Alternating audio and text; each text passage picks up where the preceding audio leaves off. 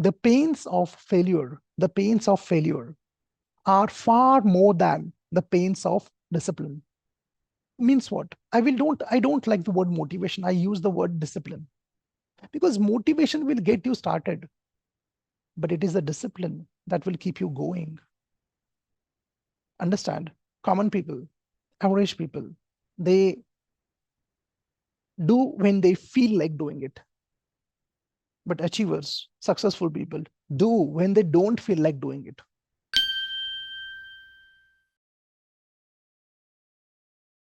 Tell me, sir, what is why psychological part is more crucial for English learners?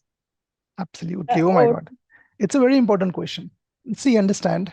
I have been always telling you that it's all about your mindset, I mean, psychology. And why it is important, I'll tell you.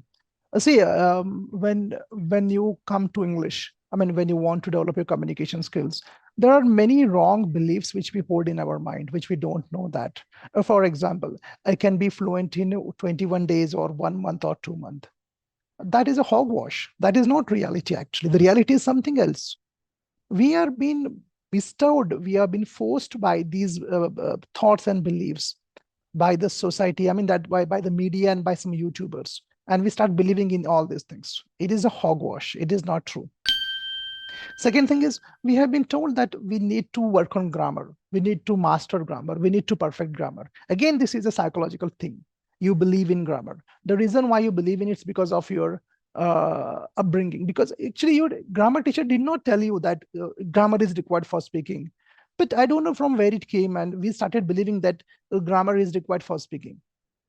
We got confused between what is grammar and what is a language. Grammar is a subject in school which you have to study and get good grades, and language is just a language to express your feelings. Now, due to that, what happens? You get more stressed because you want to now perfect each and every sentence and every line, because you have to speak grammatically correct. And now you're worrying only about grammar perfection and mastering that grammar stuff. This creates anxiety in you, and when anxiety is there, mistakes are going to happen. This is the main reason why many students come to me and say that, sir, why do I get nervous while speaking? Sir, I am not sure whether I'm speaking right or wrong, because they are checking their English with grammar. See, what they're doing is, if a person says that I don't know whether speaking right or wrong, do you think the same way while speaking Hindi or any other language? Absolutely not. But here you are looking at English as it's like a subject which has to be mastered, and you think like whether I'm speaking right or wrong. So much of anxiety, panic is there, that people are obsessed with perfection when it comes to English. So these are the psychological factors which we have to address. As I said first before is, I want quick results. Again, the influence of grammar. And another factor is there, and the factor is also equally important. It's about, if I make a mistake, it's horrible, it's terrible. People will laugh at me and they will judge me. If you see children, small kids, I mean, how they speak effortlessly. They do not have any problems. They learn so quickly. But if you take an adult, he will not develop. An adult will develop any other language quickly. If you want to develop any other language, Hindi or any other language, he will develop it quickly. But English, he will not develop quickly.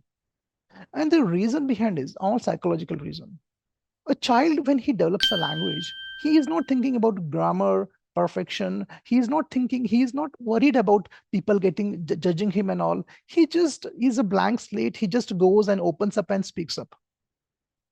But when adults try to speak in language, in English, he is completely been hypnotized by grammar, accuracy, and perfection. What people will think about me, they will judge me. My boss will laugh at my English. My listeners, the audience will find faults in my English. And they are grammar conscious and English phobic. This needs to be changed. That's the reason this needs to be. Of course, we have some therapies for this. We have some counseling sessions for this.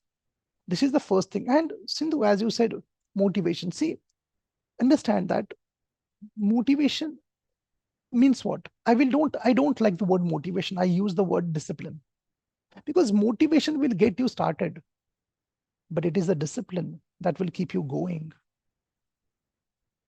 Everyone gets motivated every now and then.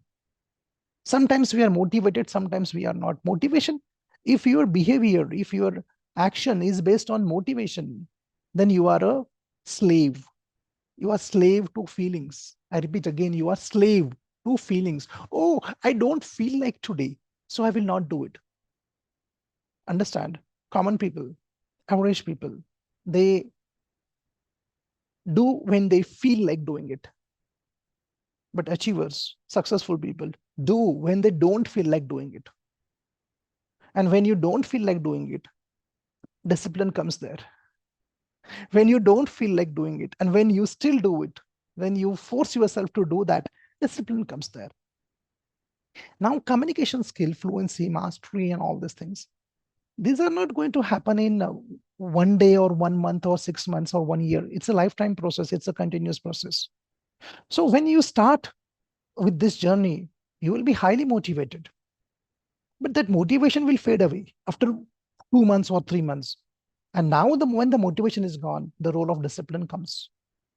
Now you should be able to push yourself. You should be able to continue yourself doing that. And that's only possible.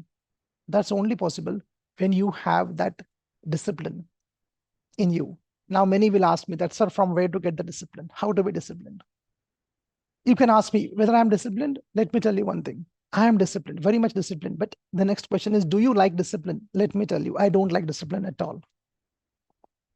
I'm telling you, I mean, I love to sleep. I love to eat junk food.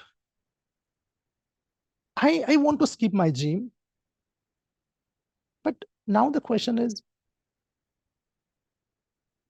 failure is better or discipline is better?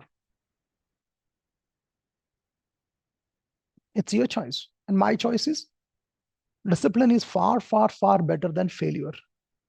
So I'm making a less painful choice. I'm not a fan of discipline.